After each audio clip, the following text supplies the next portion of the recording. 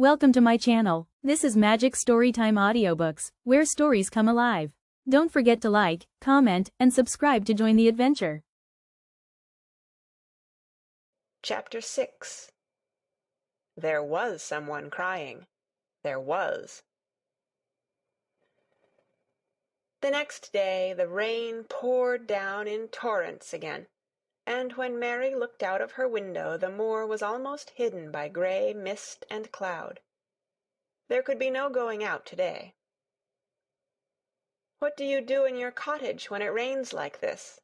she asked Martha. "Try to keep from under each other's feet, mostly," Martha answered.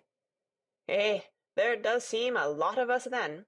Mother's a good-tempered woman, but she gets fair moithered. The biggest ones goes out in the cow-shed and plays there. Dickon, he doesn't mind the wet. He goes out just the same as if the sun was shinin'. He says he sees things on rainy days as doesn't show when it's fair weather. He once found a little fox cub half drowned in its hole, and he brought it home in the bosom of his shirt to keep it warm.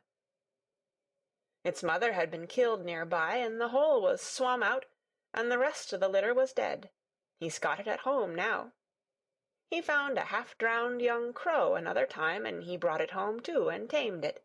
It's named Soot, because it's so black, and it hops and flies about with him everywhere."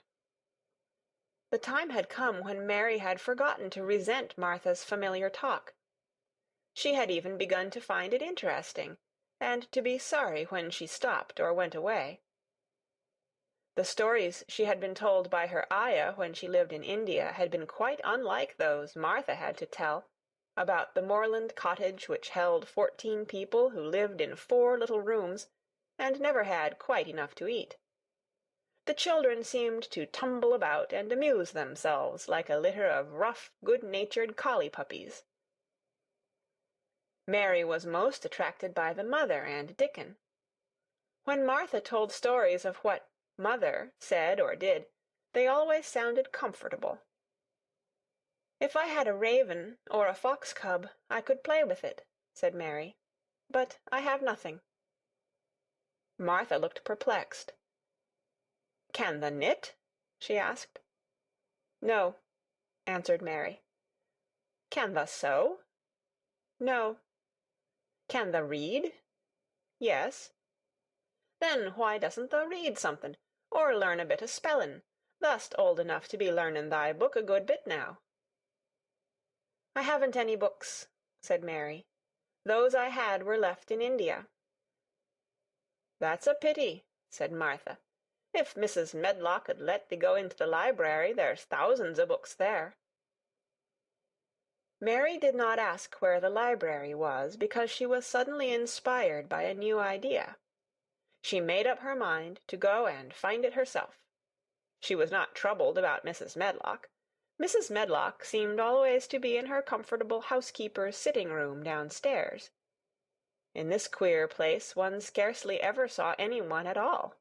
In fact, there was no one to see but the servants, and when their master was away they lived a luxurious life below stairs, where there was a huge kitchen hung about with shining brass and pewter, and a large servants' hall, where there were 4 or 5 abundant meals eaten every day, and where a great deal of lively romping went on when Mrs. Medlock was out of the way. Mary's meals were served regularly, and Martha waited on her, but no one troubled themselves about her in the least. Mrs. Medlock came and looked at her every day or two, but no one inquired what she did or told her what to do. She supposed that perhaps this was the English way of treating children. In India she had always been attended by her ayah, who had followed her about and waited on her, hand and foot. She had often been tired of her company.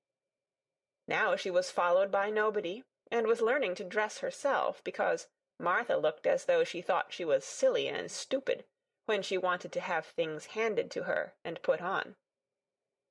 "Hasn't thou got good sense?" she said once, when Mary had stood waiting for her to put on her gloves for her. "Our Susan Ann is twice as sharp as thee, and she's only 4 year old. Sometimes thou looks fair soft in the head." Mary had worn her contrary scowl for an hour after that, but it made her think several entirely new things. She stood at the window for about 10 minutes this morning after Martha had swept up the hearth for the last time, and gone downstairs. She was thinking over the new idea which had come to her when she heard of the library. She did not care very much about the library itself, because she had read very few books, but to hear of it brought back to her mind the 100 rooms with closed doors.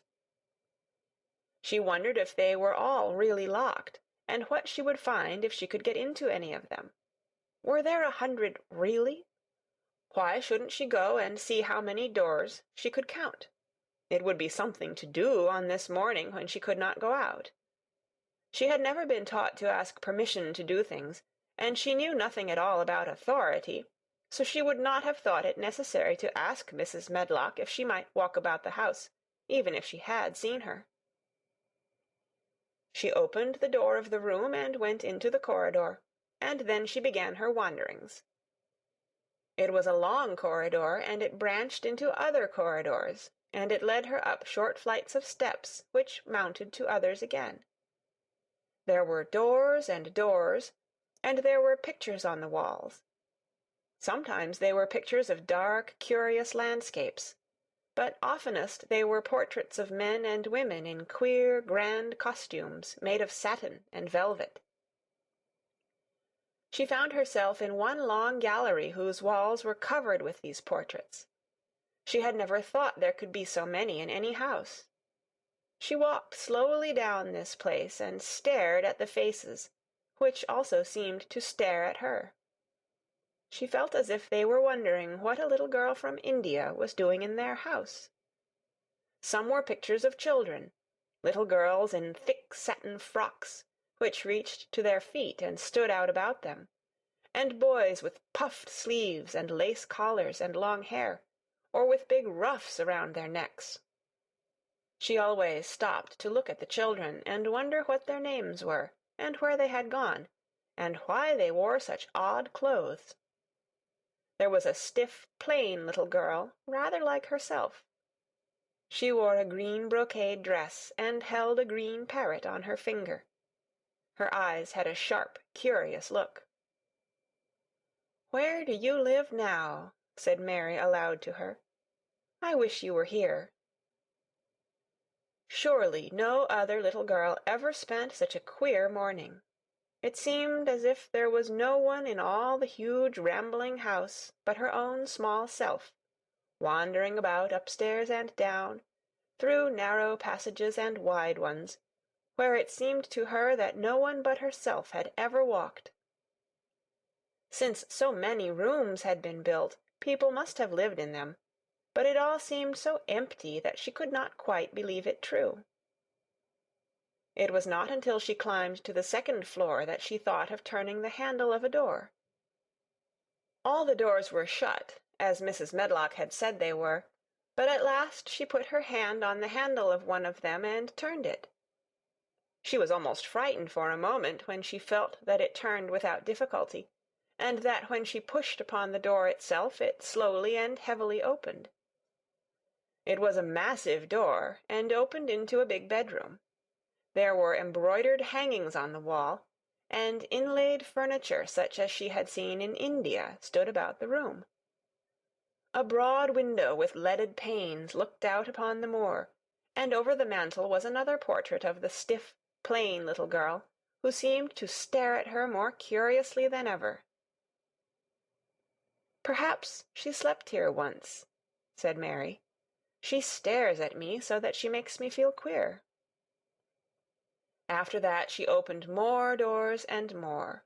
She saw so many rooms that she became quite tired, and began to think that there must be 100, though she had not counted them.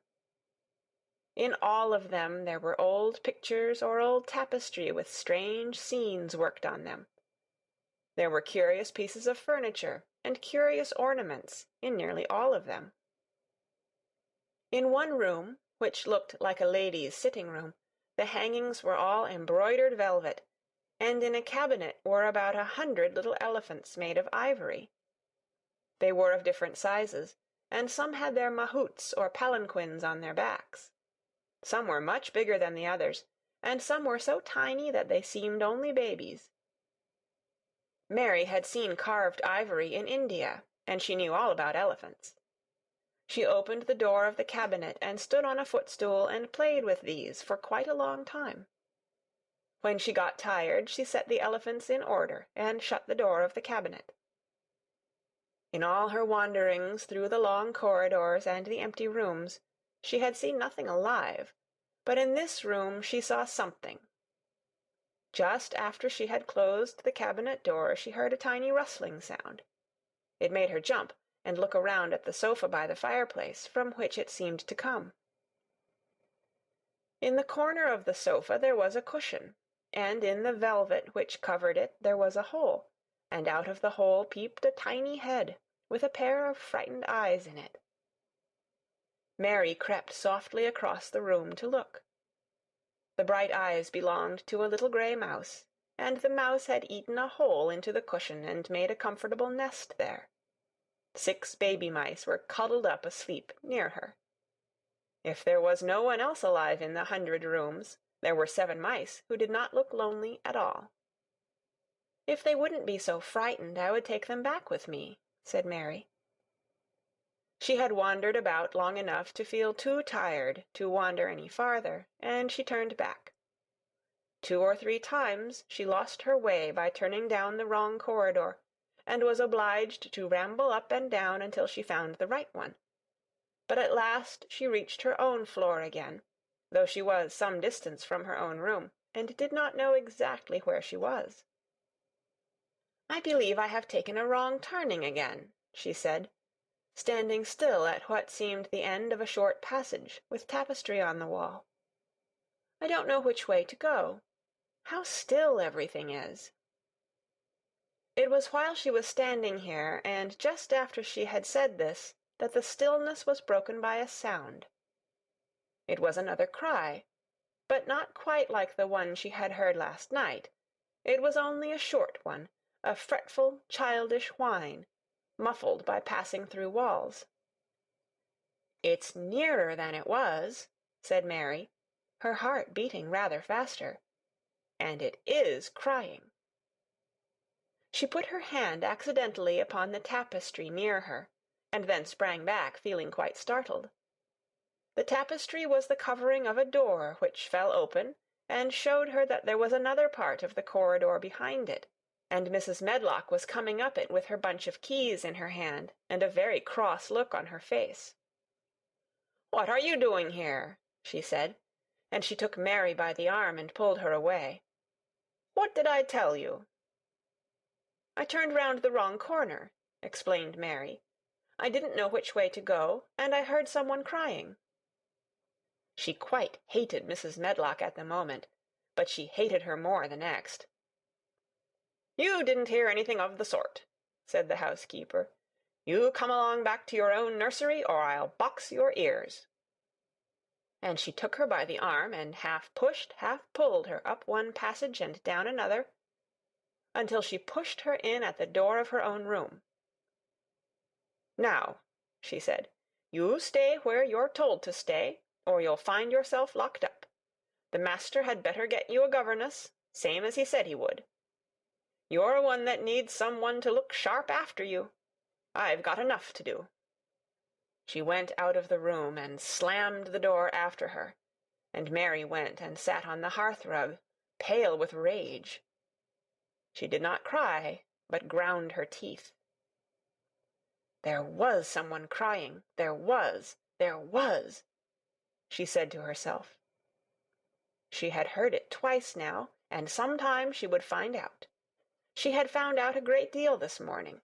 She felt as if she had been on a long journey, and at any rate she had had something to amuse her all the time, and she had played with the ivory elephants, and had seen the gray mouse and its babies in their nest in the velvet cushion. Thank you so much for watching. If you enjoyed the story, don't forget to hit like and leave a comment. And of course, subscribe to Magic Storytime Audiobooks for more magical adventures.